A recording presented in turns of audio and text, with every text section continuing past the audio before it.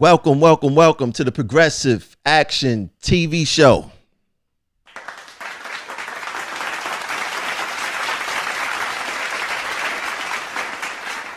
What's going on out there? It is, what's today? Tuesday, December 1st, first of the month. I know those checks came in. A lot of people happy right now.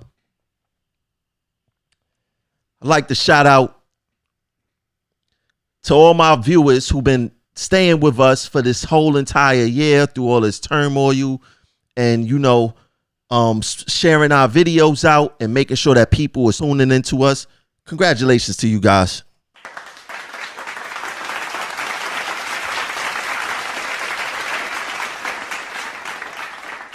Now, I need you guys to keep the same energy. I know you guys, today I'm going live everywhere.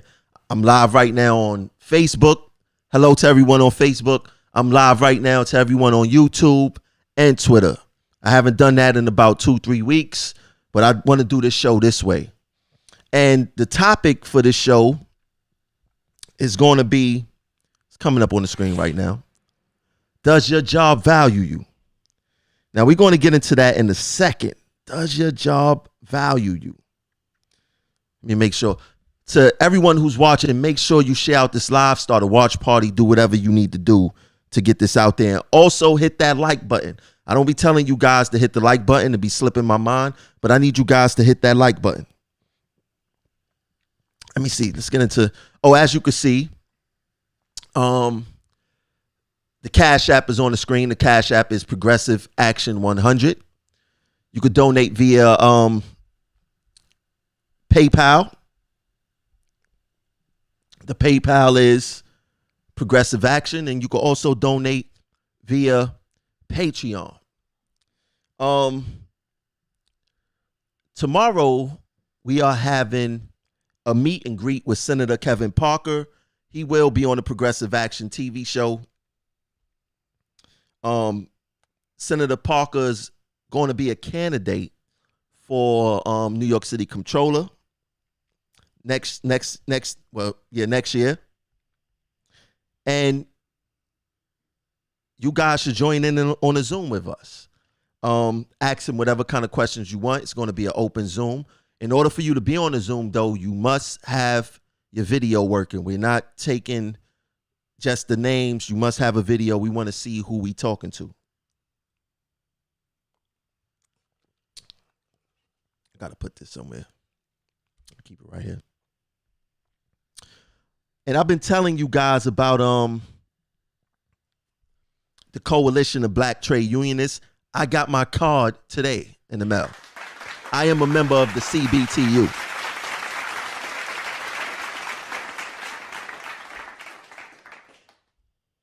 Now, I was supposed to have the international president, Terrence Melvin, on the show. But his mother had went to the hospital. She's hospitalized right now, so we wish her a speedy recovery. We are going to reschedule, he said, in about a week or two. But I am an official member of the CBTU. Now let's get into a little bit of other business regarding this whole COVID vaccine and this and that, and who's saying what and what are they saying, and we go dig a little bit into that. Let me share out this video myself, because I don't be seeing these shares, man, and I need you guys to share out the video. At least I got to share it out myself, right? Let me make sure I do that. Man, let me see. Long day for me. I'm actually tired. This COVID fatigue is kicking my butt right now. I'm not even gonna lie. It's kicking my butt right now. Oh, okay. I'll do it the other way. Yeah, so let's touch on a little bit of what's, let me show you guys something. How you guys like this? How you guys like this? So dope. So dope. So dope.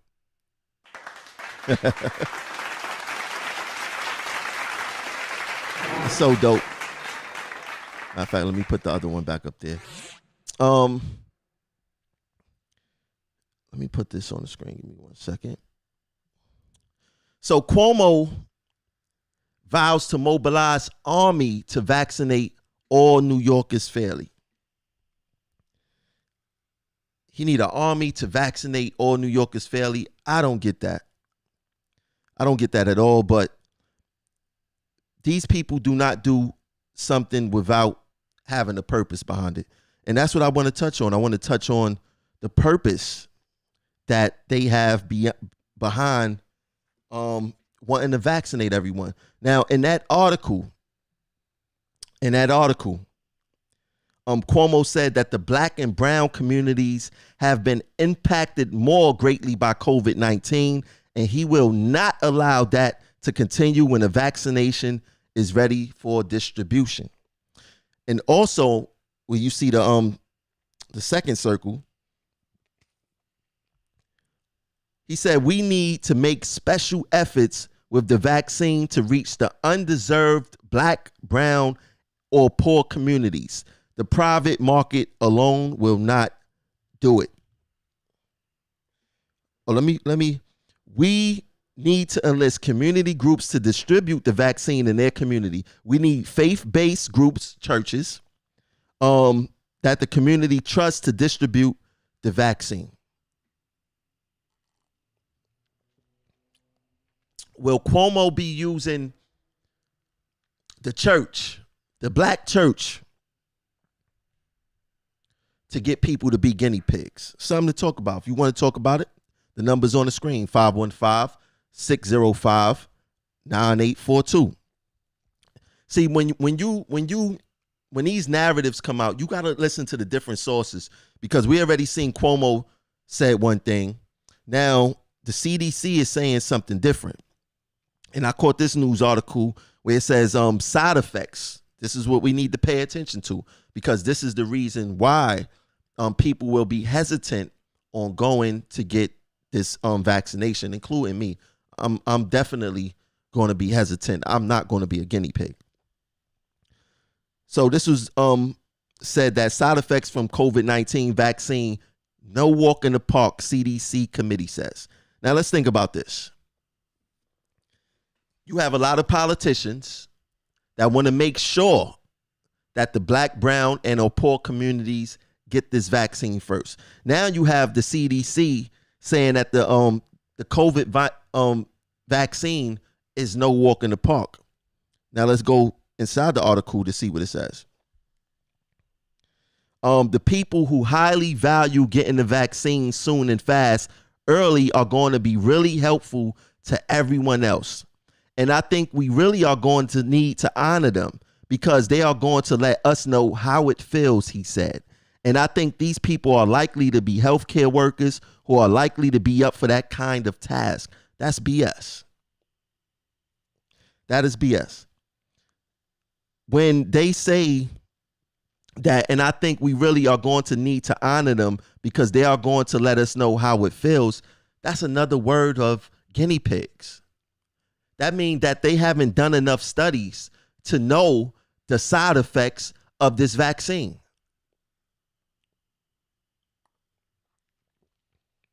They simply didn't do enough. So the first set of people who's going to get this vaccine, they will be the actual guinea pigs. Now, bring it back to what Cuomo said. Cuomo said that they want to make sure that the black and brown and all poor communities get this vaccine first. So what that's saying to me is that they want to make sure that black and brown people, poor people, are the guinea pigs for this virus. Now, it's not uncommon for people to be hesitant and want to trust the government, because we have seen things in the past of how they use black and brown people as guinea pigs. For those who don't know, J. Marion Sims. This surgeon, if you want to call him that, was using black women to operate on them without anesthesia to repair what they call that Fistalis is something to do with the vagina or whatever, but that was an experiment. And that experiment in the past was done to black women and was performed on them without no anesthesia. He was experimenting. We all talk about the Tuskegee experiment. Oh, the Tuskegee experiment, but people don't never get down to the nitty gritty of what happened with the Tuskegee experiment. So this happened in 1932, and it was supposed to be a study of untreated syphilis. So what they did, they got 600 black men. I believe 399 of them had syphilis. 201 of them didn't. Now they was injecting these drugs into these black men bodies to see if syphilis would have been cured. Now at the time, this experiment was only supposed to last 6 months. What they don't say is that this experiment ended up lasting 40 years. 40 years. Now, at the time, these researchers were telling these men that they were being treated for bad blood. They didn't really know what they was being treated for. And they never received the proper treatment to cure the illness at all. Now, the significant thing about this is that they were supposed to be receiving the best medical at that time. In the 1940s, penicillin came out to treat syphilis. They never gave these men the penicillin. They kept giving them, experimenting on them basically. So, and then in exchange for them taking part in the study, they had burial insurance, they had free medical exams, and they got free meals. Nothing much. And like I said, the study was only supposed to last 6 months, and it ended up actually lasting 40 years.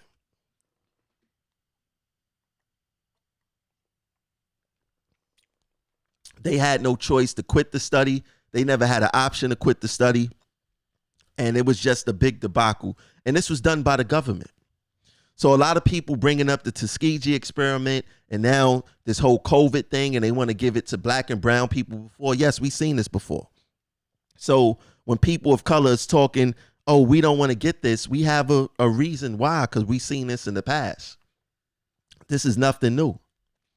This is nothing new. I would love to see Cuomo actually get the vaccine. And I'm not talking about, because we gotta be careful with that, because you're going to see some politicians and some popular people. You're gonna see them go on screen the same way how they did the COVID test. They stick the thing down their nose, say, hey, I got the COVID test. You should get the COVID test, for those who are skeptical. But what they're going to do with these politicians, they're going to get some entertainers. They're going to go where they need to go to try to sell this vaccine. They're going to be hit in the arm with a needle, but best to believe it's going to be a placebo. It's going to be something that's not the vaccine, just to say, hey, look, I got the vaccine and I'm good. And 7 days later, I feel stronger than ever and all this other stuff. That's what they're going to do. That's what they're going to do.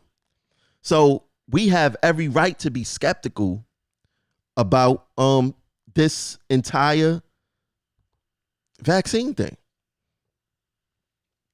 We have every right to be skeptical of it. And the thing is this. Let's think about this. All of a sudden, the government is talking about healthcare disparities within the black community.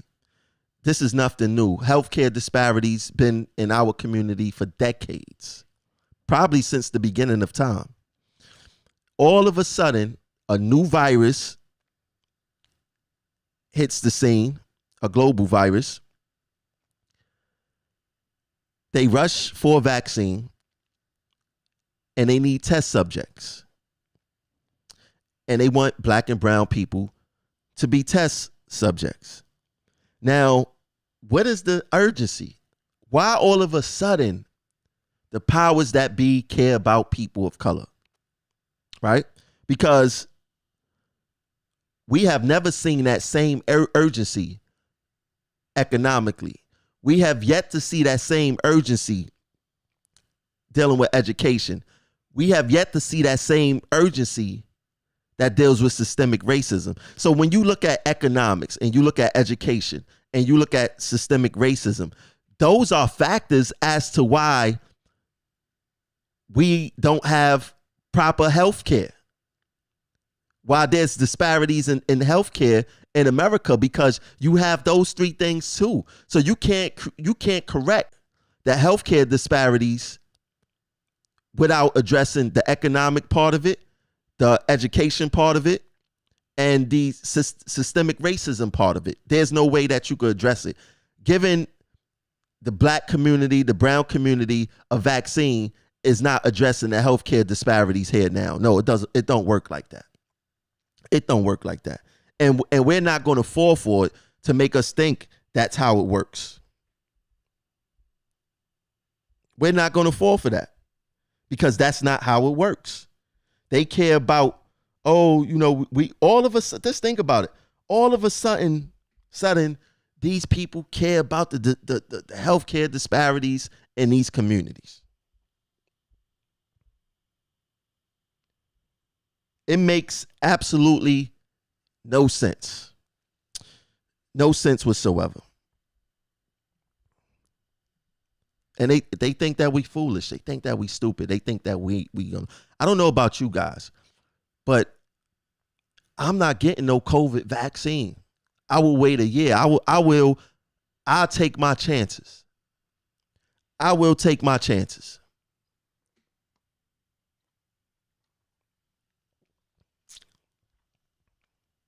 What else is going on in the world? Let me put the title on the screen just in case you guys would like to call in. The title of the show is really, does your job value you? We're going to talk about that as soon as I get through this. ShopRite workers get hazard pay. Shout out to their union.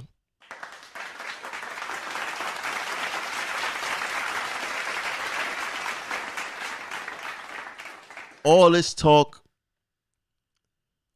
all this non-action, we waiting on the federal government. The union don't believe that the state should have to pay for it, even though we're a state agency. They trying to rob Peter to pay Paul. All of this to create a smokescreen, acting like that they pushing for hazard pay for us. Now, ShopRite workers in the tri-state area got hazard pay. Now, you're going to see the bootlicks of the union, because that's just what they are, bootlicks. You're going to see the bootlicks of the union say, oh, ShopRite workers, they make between $12 and $20 an hour, and we make more than them. That's why they got the hazard pay. And they're only getting it for 4 weeks and blah, blah, blah, blah, blah, right? What does the amount of money, the rate of pay that ShopRite workers make have to do with them and their union getting them hazard pay? ShopRite workers, ShopRite the company, rather, don't make near as much money as the MTA make. It's as simple as that. They are doing what they can handle, right? So even if it's an extra $1 an hour of hazard pay, we're going to get into that. It's more than what Local 100 is pushing for. We're in the middle of a pandemic. We need that money now. We need that money now. How does ShopRite workers, not them, it's not even their fault. How do the union of ShopRite workers do a better job than our union themselves? This what made me do this show. Does your job value you? Do the Transit Authority value their employees? Do sanitation value their employees? Do NYPD value their employees? The MTA do not value their employees. Let's think about this for a second. And you could call in whenever you want, 515-605-9842, to give me your opinion. But let's think about this for a second. In the beginning of this pandemic, the MTA didn't give us masks.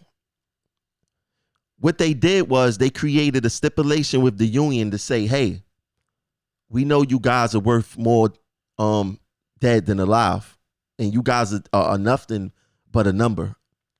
So we're going to create the stipulation and pay you guys $500,000, right? Let's look at what's going on during this pandemic. The MTA is only giving us one mask a week,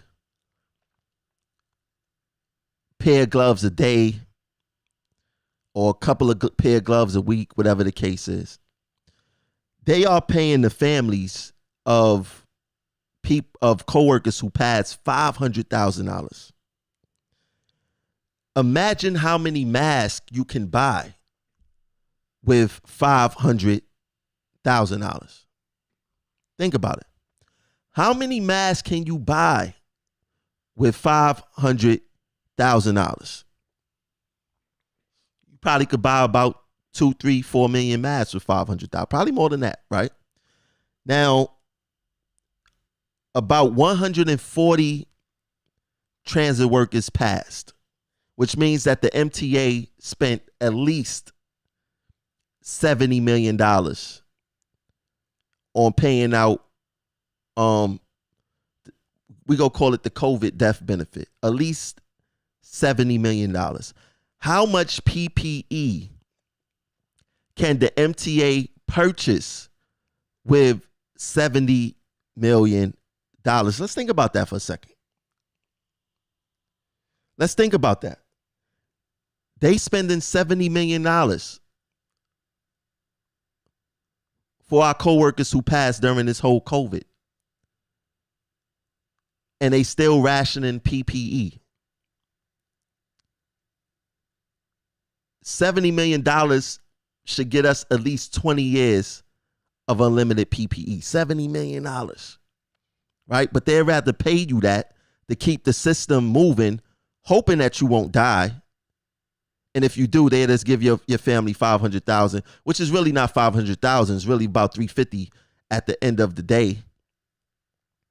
What is $350,000 going to do for a family, for a coworker who has to take care of their family for a lifetime? Some of these MTA bosses make that in 1 year. That's not a lot of money in the grand scheme of things. It's definitely not exchangeable for life. But this is the route that the MTA wanted to take. This is the route that they wanted to take. Now let's look inside to see what the article says.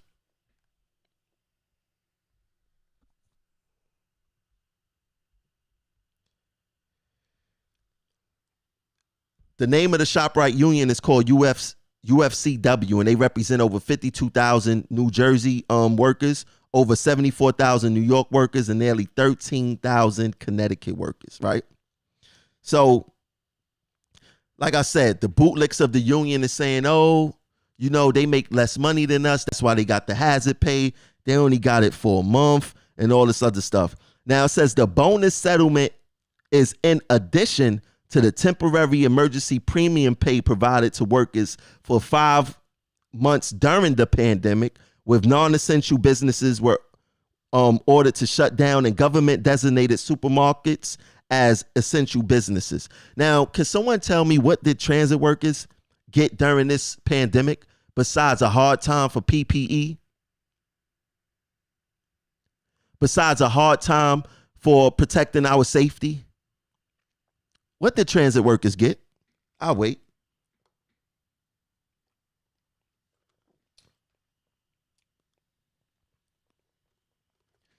Let me see what this caller got to say. Caller 1148. You're now live on the Progressive Action TV show. What's your name and where you calling from? Hi, this is Dr. B. I'm calling from Queens, New York. I'm an MTA worker. I'm also a radio host, and I listen to your show. I support you. And I agree with 100% what you said. When it first came on about the hazardous pay, we heard that it was ping ponging around in Washington, D.C. And I wrote a letter with our radio station headline to the Washington, D.C. Congress people, which said, look, if you are driving a truck with gasoline in it, you have a hazardous on your license, mathematic hazardous on your license to carry. But if you're carrying people around with the virus in your bus, we should be receiving hazardous pay. We're in the bus, we're in the train, we're in the public's view, and anybody can have this virus. And we're working, we're doing public service, we should be getting hazardous pay. It's it's us about that, my brother. I'm gonna hang up and listen to what you got to say. Hold on, hold. Don't go too quick there, sir. Tell us the name of your program. Oh, okay. Well, I work for 905 FM Radio. That's 905fm.net. I do a show. I contact you before. I do a show that's called Yeah, I Said It Show. Okay. And we talk about it just like you talk about it.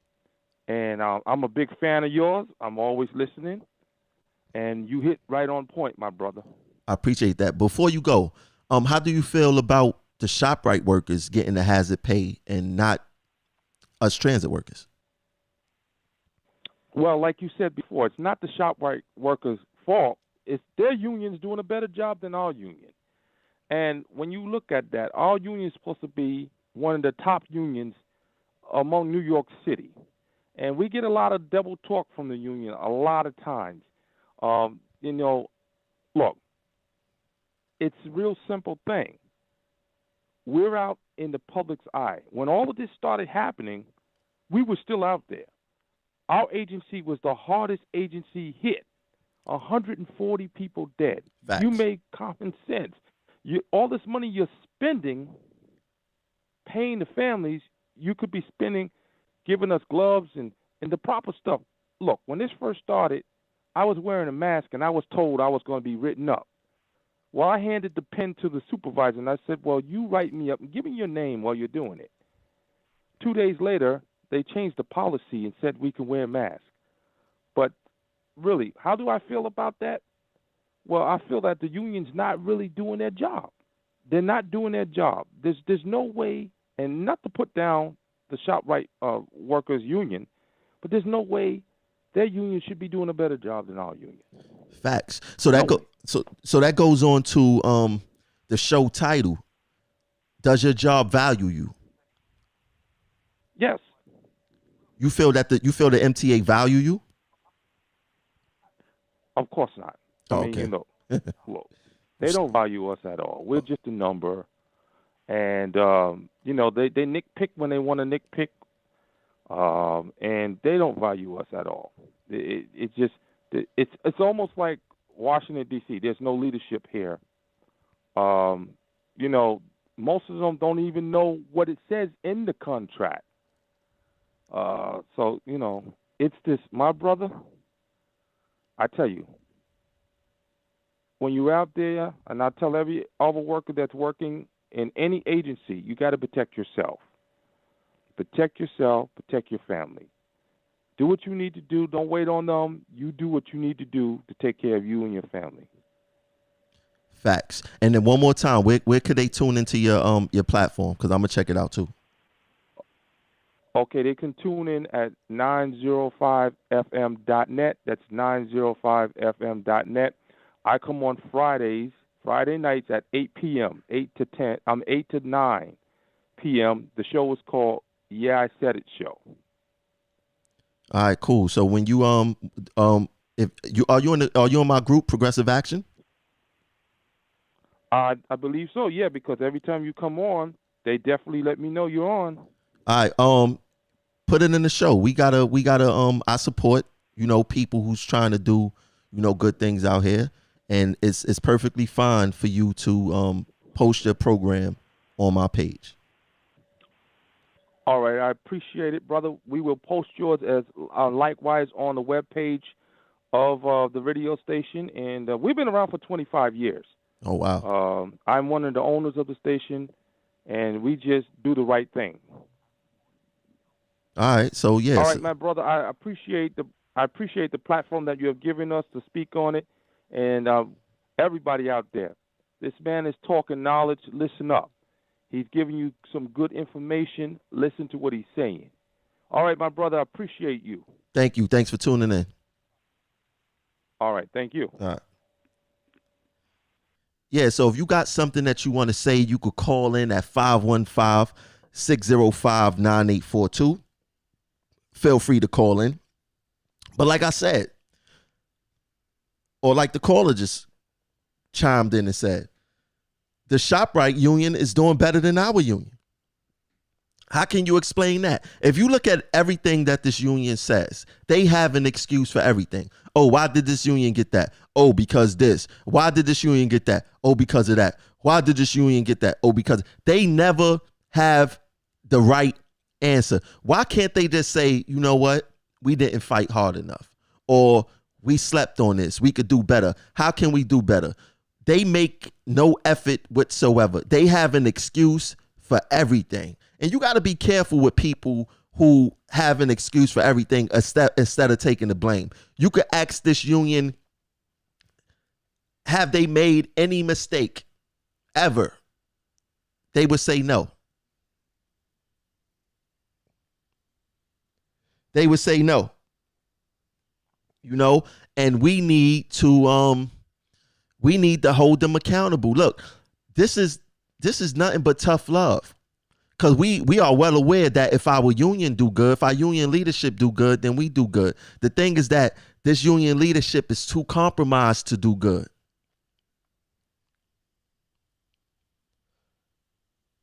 The union leadership is too compromised to do good.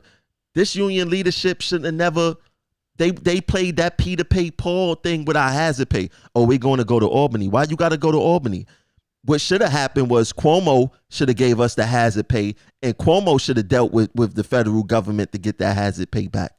We shouldn't have to go to the federal government, because what they're going to do is that if they don't get that money in another CARES Act or whatever the case is, then they're going to say we couldn't get hazard pay because the federal government didn't get it to you. It's not our fault. Look at the federal government. See, it was easy for them to blame Trump, because they knew a lot of people didn't like Trump. But it's not going to be easy for them to do that same thing with a Democratic presidential leadership. So they hoping and they praying that Biden does the right thing. And if Biden don't do the right thing, I want to see them bash them the same way how they was doing Trump. Because this should have never have went to Albany. This should have been handled at the governor level. The governor had all the resources to give transit workers hazard pay. He had all the resources to give to give transit workers hazard pay. And our union, they didn't do anything to challenge Cuomo on that. They didn't do anything. They didn't say a mumbling word. And this is what I mean when I say that our union leadership is compromised. We are compromised. So even though we could ask the question, does your job value you? We also got to ask the question, do our union value us? Do they care about us? You know, at this point, I feel that they are compromised. These people are compromised. They only care about themselves. They promote the governor's best interest more than the members' best interest. They help campaign for the governor. When the last time did they campaign for the members besides the default situations that we have, like a contract rally?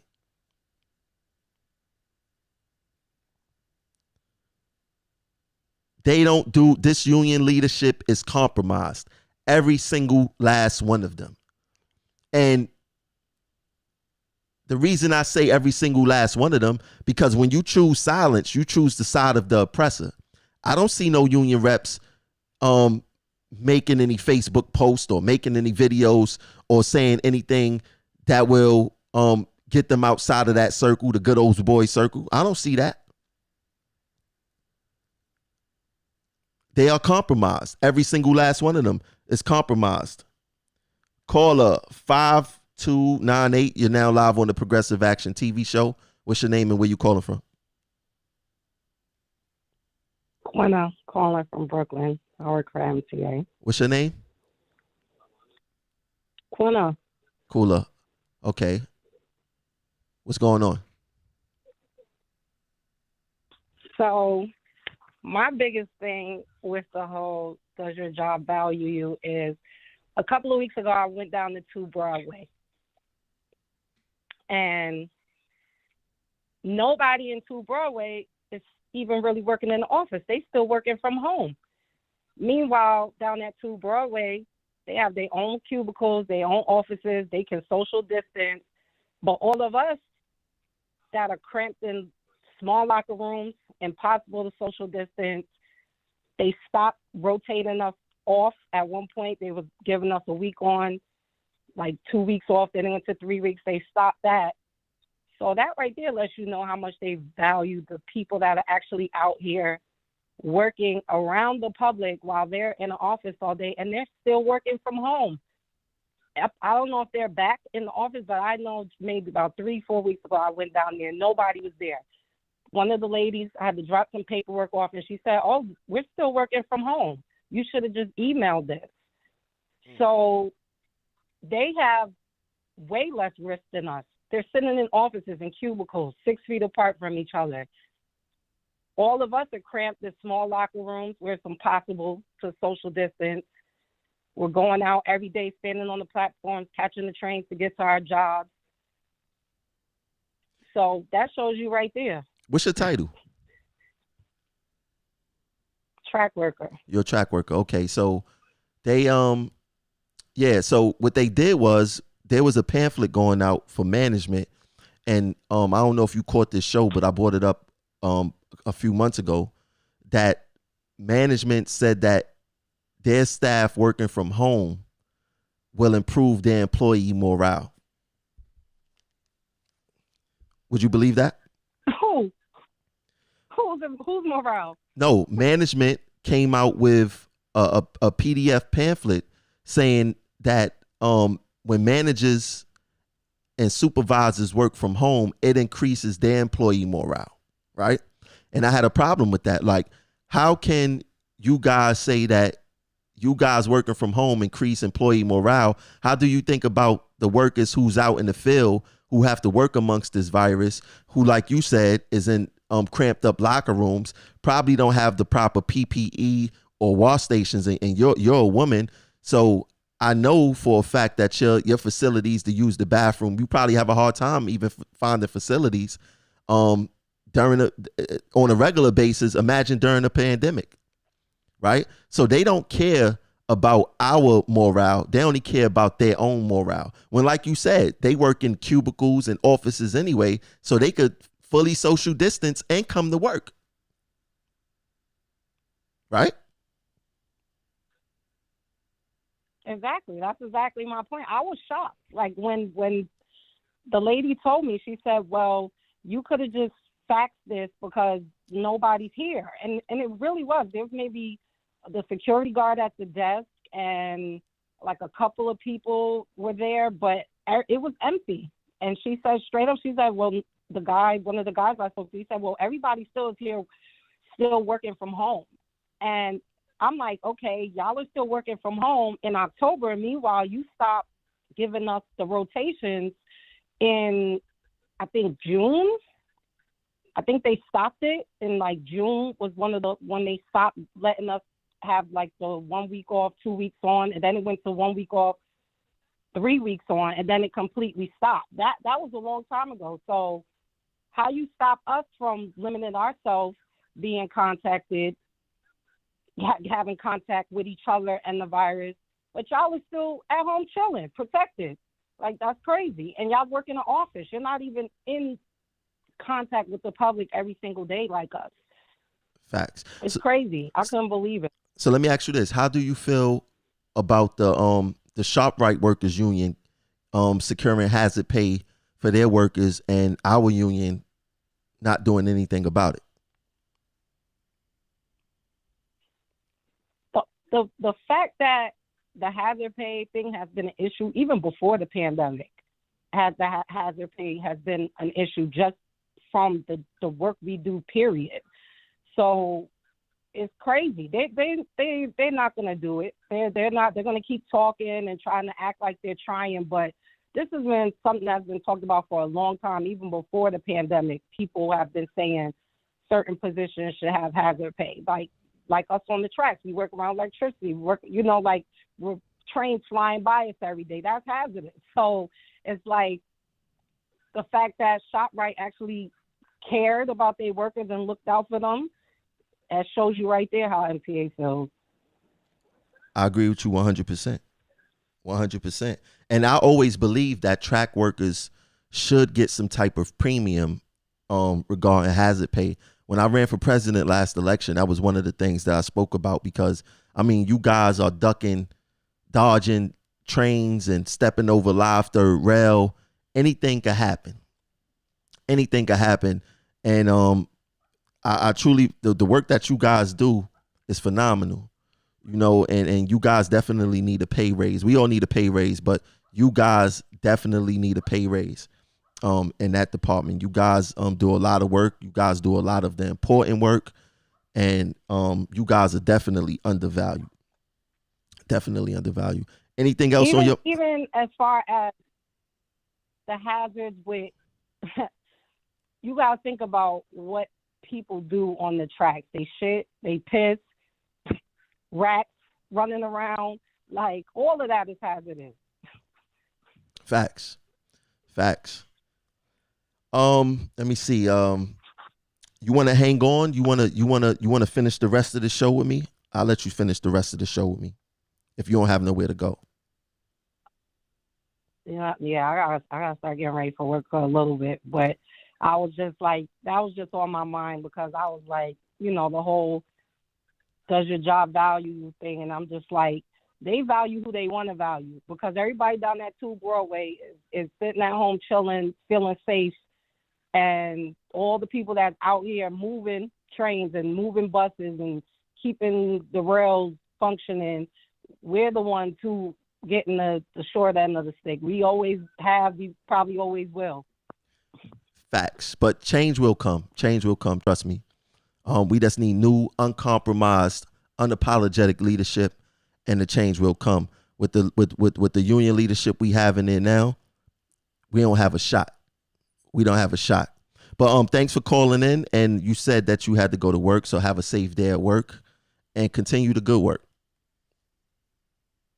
Thanks. All right. Yeah. So. People feel like the job does not value them. I want to hear from some more people if you want to call in. The number is 515-605-9842. The number is on the screen. So we're going to run down some signs of that your job doesn't value you. We're going to run down some signs. One of the first signs, they don't respect your requested time off. Everyone knows in the MTA that it is almost impossible sometimes to get the day off. Now, what the MTA don't understand, or what they don't want to understand, is that when employees are allowed to get certain days off or requested days off, it increases morale, it increases productivity. And that's what you want in your employees. You want your employees to have increased morale. You want them to be productive. That's the first sign that they don't respect you. The second sign, they treat you as if you are a number. The MTA don't care about your feelings. They don't care if your parent passed away. They don't care if you're sick. They don't care if you're pregnant. They don't care about any of that stuff. You're just a number to them. And they identify you by that number. That number don't have no feelings. That number is just numerical, and it could be replaced at any given time. The third sign that your job doesn't value you is that they don't give you constructive feedback. Everything is big stick management. You make a mistake, there's no pep talk. It's, here go this Dan, go to 2 Broadway. A lot of the stuff that you go down to 2 Broadway stuff could be handled in-house at the terminal with just a little talk. Hey, don't do that no more. Now, if you do this again, then we're going to have to do something about it. But they send every little thing to 2 Broadway. The fourth sign, your job doesn't value you. They don't pay you fairly. We're not getting paid fairly. We're underpaid for the amount of stuff that we deal with every single day. Yes, it seems as if there's this rumor going around, this bad rumor that MTA stands for ATM. I have yet to see it since I've been on this job. I have yet to see how MTA stands for ATM. MTA workers can't afford to work, can't afford to live in the city in which we work. We have became refugees from the city in which we work, and we have been seeking refuge in New Jersey, Pennsylvania, Connecticut, some people as far as Maryland. I know it exists. We don't get paid fairly. Yeah, you probably get paid more than your last job, and you probably can manage a little better now. But in the grand scheme of things, we can't afford to live in the city in which we work. We're not being paid fairly. But I can tell you who is being paid fairly. The people at 2 Broadway, 13th floor and up, they being paid more than fair. The fifth sign, your job doesn't value you. They only want to meet with you when you make a mistake. The only time you will speak to a superintendent is if you're in trouble. Other than that, superintendents don't come out their office. They don't get to know their staff because we are their staff. They don't want to be bothered with us. They think that they are superior to us. It's like a sin to mingle around hourlies. This is how these superintendents behave. I don't know what's going on that A-line with Superintendent Lau, but he's running some type of crazy shop over there that needs to be destroyed. That needs to be destroyed. But superintendents like him is a sign that your job doesn't value you. It's a sign that your job doesn't value you. He let his supervisors run rampant over there, do whatever they want to do, speak to people whichever way they want to speak to. But this is all by design. But this is a sign that your job does not value you. Another sign, the sixth sign, is that they micromanage you. You make a mistake or you speak out against something. Now, don't think that the micromanaging is by accident. You have TSSs who hide behind the pillars and the subway stations. You have supervisors and managers in sometimes unmarked cars following buses, making sure that, you don't take a red light, making sure that you're not doing anything, any little thing that they will write you up on. And that's a sign that they just don't value you, because the micromanaging don't come from you making a mistake. Sometimes it comes from you opening up your mouth and management want to see what they could get you on. The seventh sign is the seventh sign of your job doesn't value you is that they don't advocate for you. How many times in the media that the MTA never stood up for us? it seemed like it's us versus them. When it's contract time, the first thing that the MTA say is to the public is that, oh, we're probably going to have to raise fares because we got to give the transit workers a contract. Why don't they say that transit workers deserve a good contract and we want to make sure that we give them a fair contract? You have never heard the MTA say, we want to take care of our workers. We want to make sure they get a good contract. We want to make sure that they're protected, because what they learned, they have evolved, right? They are saying some of that stuff in the media now, but they not doing the action part, because it's easy to go up there for them to be smart. And this is their game plan now. Oh, look, we could go up there and say it. Don't mean that we actually have to do it. That's their game plan now. That's their exact game plan. They don't have to do it. They don't have to do it, and they're not doing it. Everything they've been saying in the media these past 6-7 months about the pandemic and this and that, they wasn't advocating for us. They was advocating for service.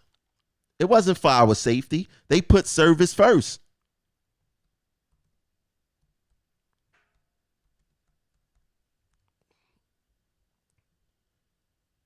I mean, these people do what they want, say what they want, and this is the sad part.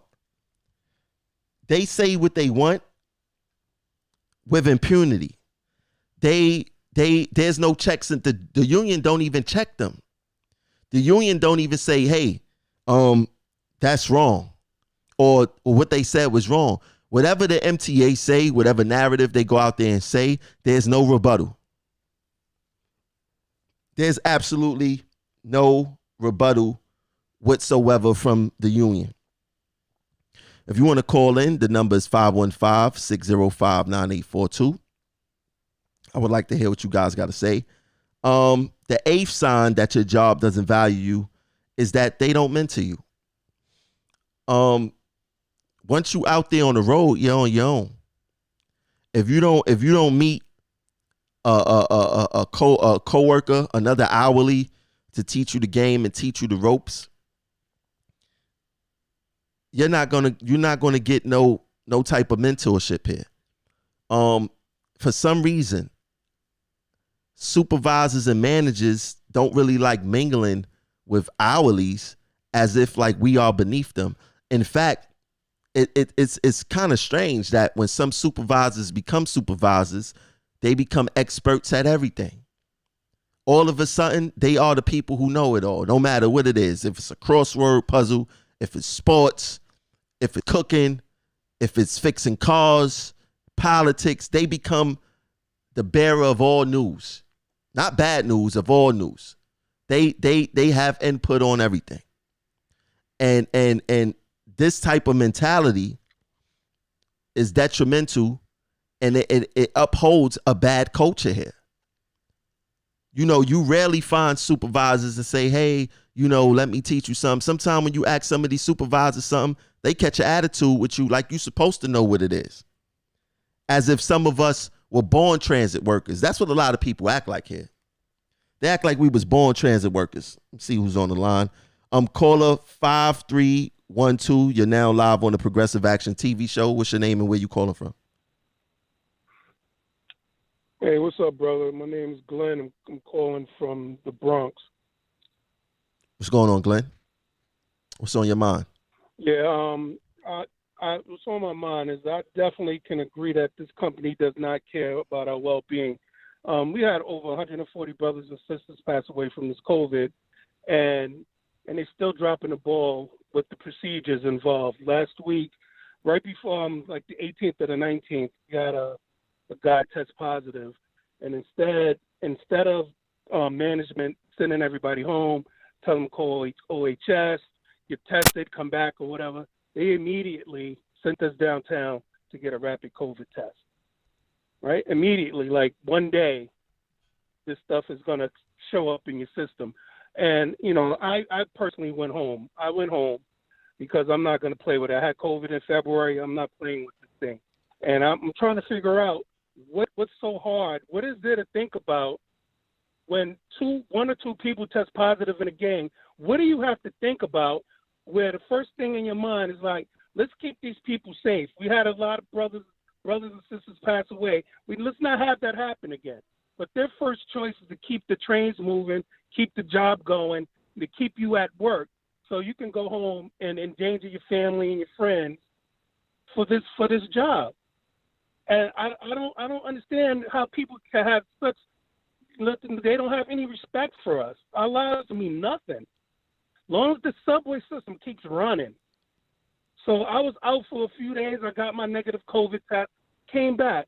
But I had to get a negative COVID test to come back to work. But the two guys that test positive didn't have to test negative before they came back to work. Wow. What kind of sense is that? Wow. Does that make any sense? It makes no sense. I had to get a negative test, but the two guys that test positive did not have to test negative to come back to work. Wow. And they're sitting here 11 days after they test positive.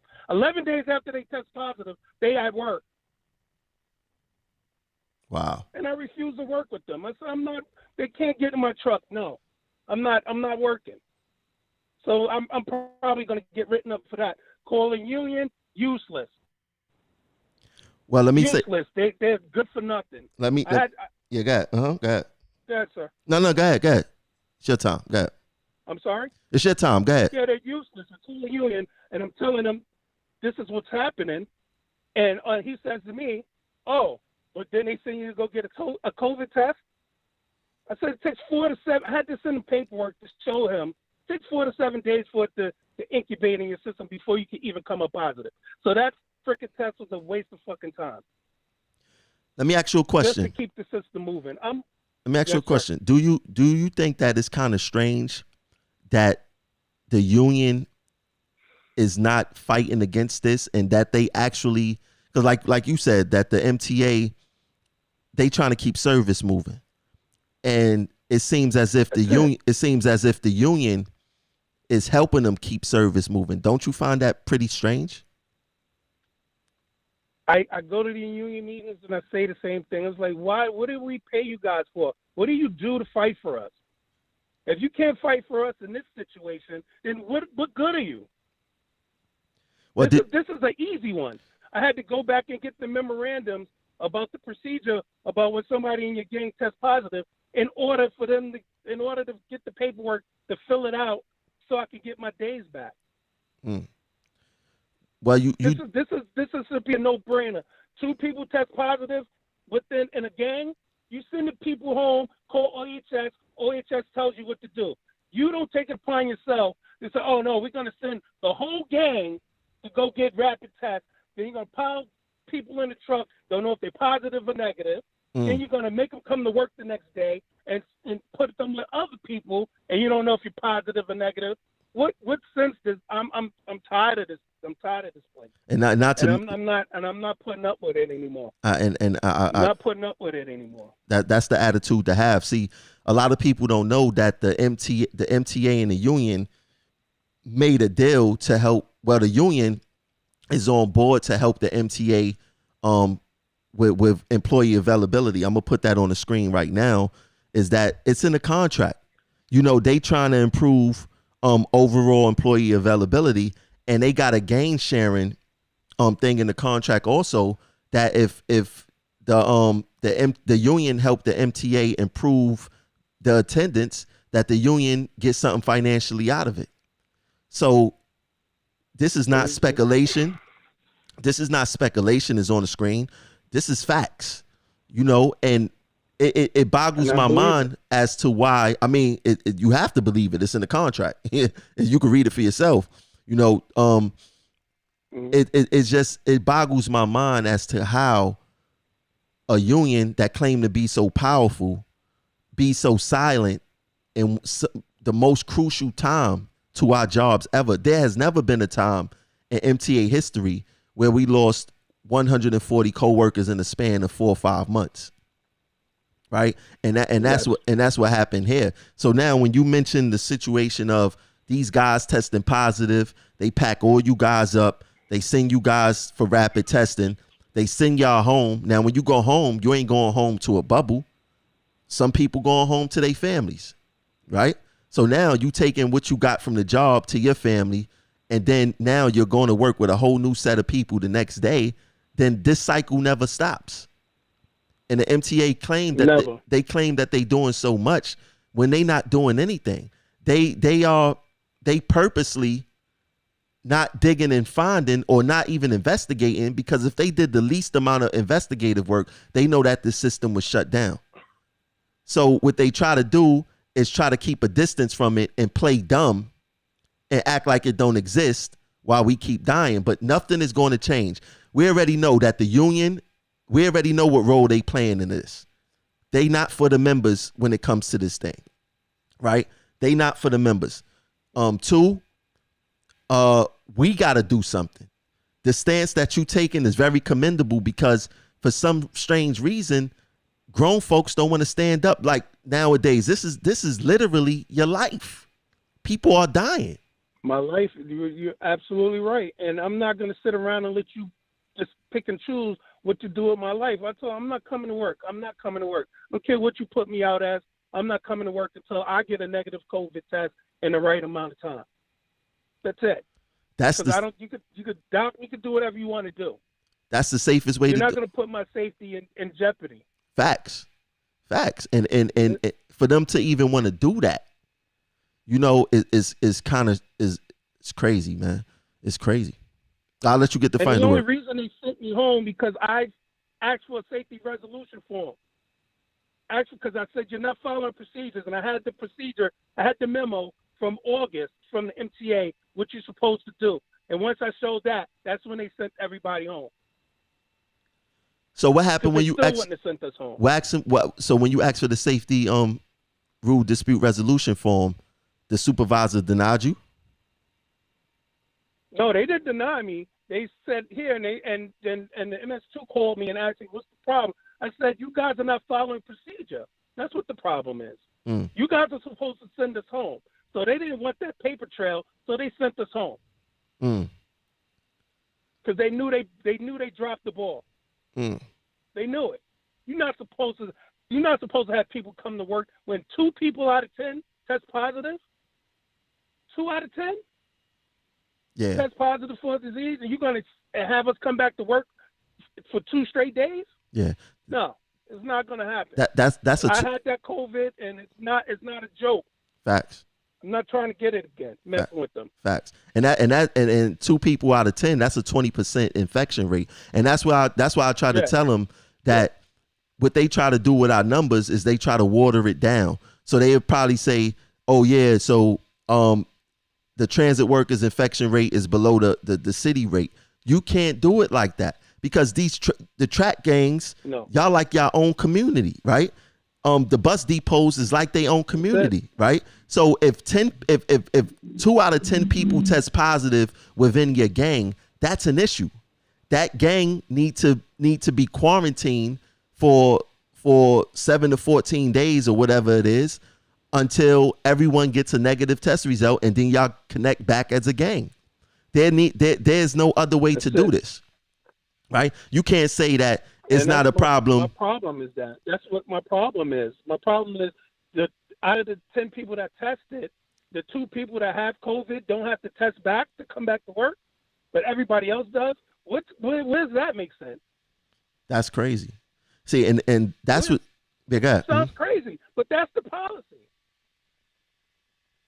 It makes no sense, Mr. Thompson. I appreciate you giving me a platform, bro. No, I appreciate that. Listen, I had to get that off my chest. No, it's good. That's why this is important, because what's so important about this platform is that I don't know everything. I never claimed to know everything. I don't know what's going on track as far as like what the supervisors' policies and procedures is what they doing. It's very important that we have these conversations and we start to unite and be like, hold on, this going on in track. This going on in stations, this going on in RTO. Now we getting a global view of our work playing field. So we not alone. And I don't want people to think that they in stations, they alone, you on track, you alone, MOW, you know, whatever the case is. We all in this together, and we got to try to figure out some type of fight back. What I want you to do is that I want you to send me your information. Are we friends on Facebook? Yeah. We friends on Facebook? Yes, we are. All right, send me your information on Facebook, and I want to keep posted on your situation, and we got to continue to spread the word. And I commend you for taking a stand and standing for something, because you know what how the saying goes: if you don't stand for something, you fall for anything. If you don't stand for something, you fall for anything. So thanks Absolutely, for standing, brother. thanks God for bless you, man. thanks for standing up for yourself, man. Thanks. Got it, my brother. Later. All right, peace.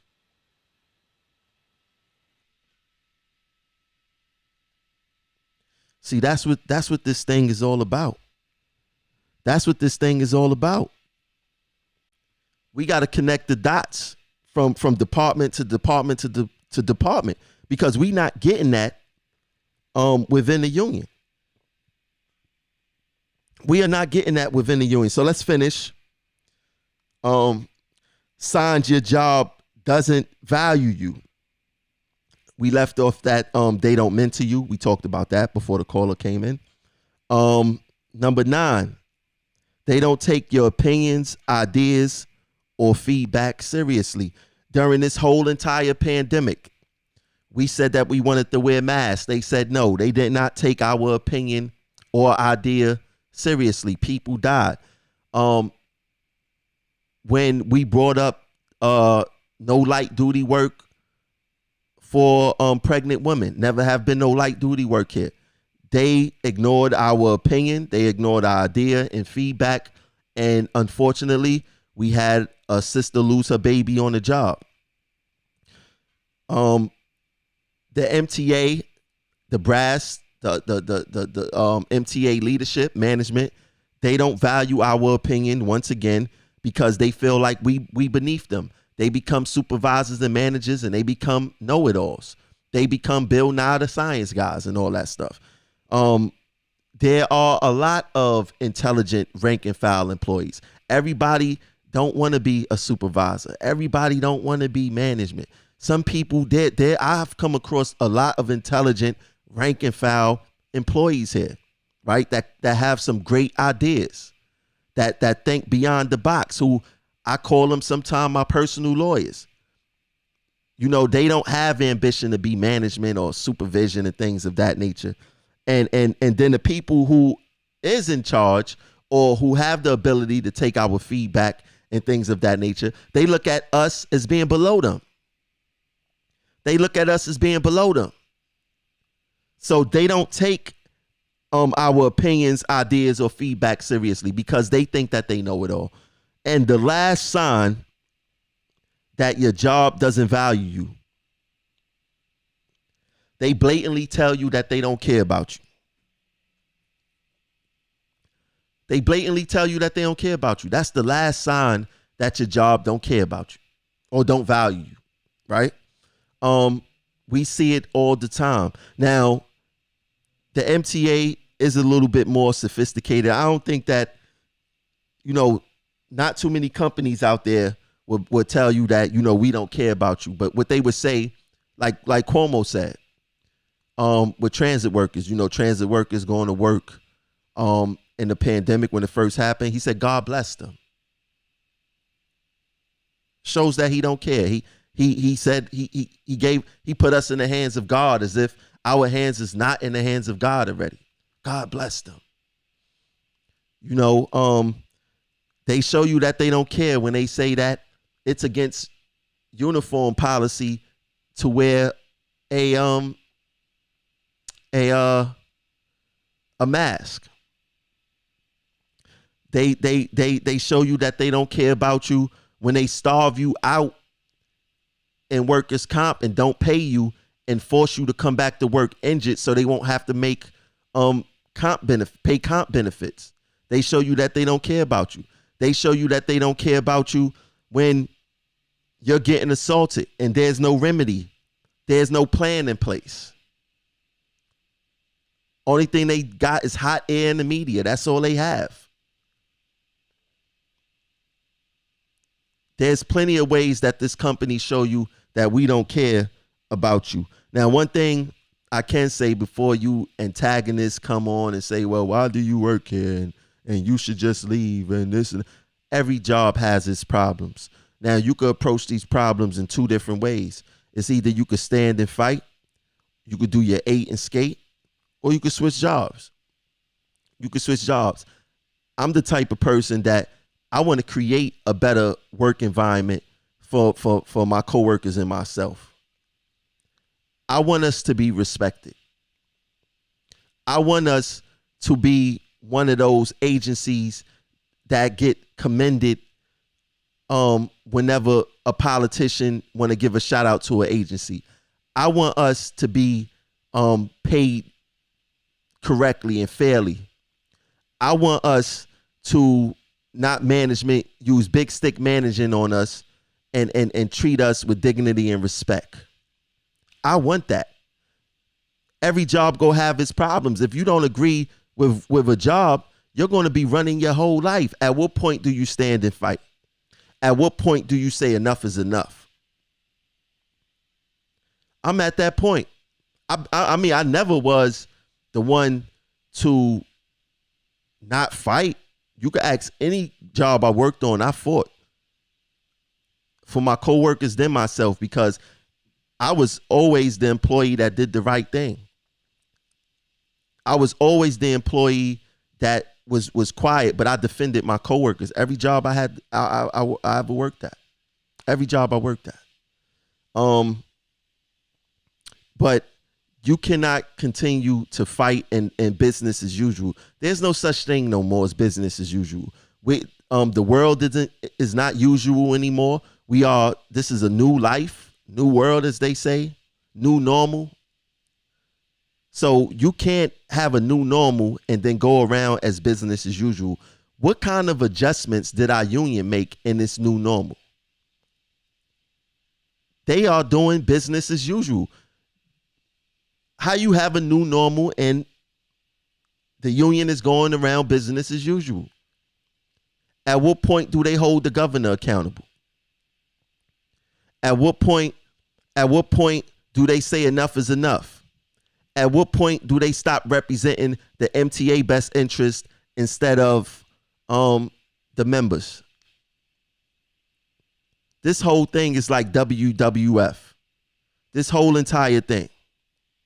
I gotta put this picture on the screen. I gotta show y'all this. Let me fly this in. Cause I gotta show you guys what it really looked like right now. What our union really look like right now.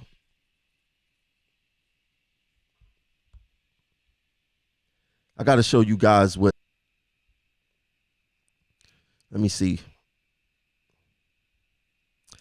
Let me see where it's at. Give me 1 second.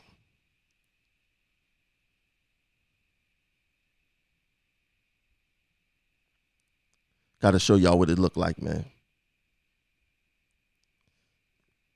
Oh, let me pull this up.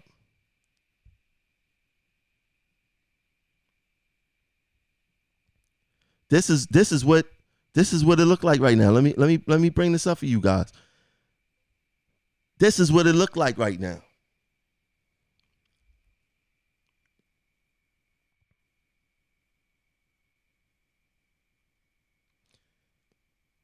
This is the visual representation that what our union look like right now. If someone asks me, put your union in a picture, this is what it would look like right now. Cuomo controls Local 100. Cuomo is the real president of Local 100. He is the president of Local 100. And you gotta respect Cuomo. You have to respect him. You gotta respect how he move. You have to respect his stance and his position and how he get over and how he push around our union. You gotta respect it. Cuomo's a man. Cuomo's a man. I can't say the same thing for our union leadership. I never seen a whole bunch of men cower. Cuomo is a man. I can't, I'm upset because I'm a victim of what happens, but I can't be mad at Cuomo. I can't be mad at him. Cuomo, he pushed them around and he get what he want. It's our fault that we elected such compromised leadership. It's our fault that we elected weak leadership. It's our fault that we elected people who don't know what they doing, but kiss behind all day. It's our fault. It's our fault. It's our fault. Got me upset, man. Got me upset. Whew. Y'all, I'll tell you this. Look, man, doing these shows and still recovering from COVID, like, it takes so much out of me. Like, these shows is like really like exercise for me because this is the only time that I really get a chance to talk. But these things take a lot out of me. Like, still recovering. The fatigue is real. Fatigue is real. But if you want to donate to the show, the Cash App is Progressive Action 100. The PayPal is Progressive Action. And if you want to donate via Patreon, the Patreon is in the link of the video. Let me make sure that nobody else is calling in. Nope. So I'll catch you guys later. Thanks for tuning in.